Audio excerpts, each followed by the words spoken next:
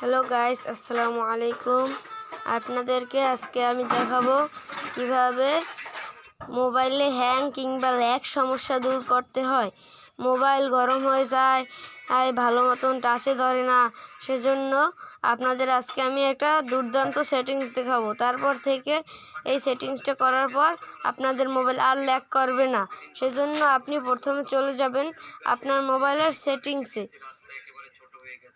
সেটিংসে গিয়ে একটু উপরের দিকে টানলে দেখবেন শর্টস অ্যান্ড অ্যাক্সেসিবিলিটি নামে একটা অপশন আছে, এটা টাচ করবেন।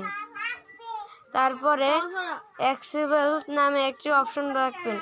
এই অপশনটা টাচ করার পর রিমুভ অ্যানিমেশন নামে এই অপশনটা চালু করে দিবেন।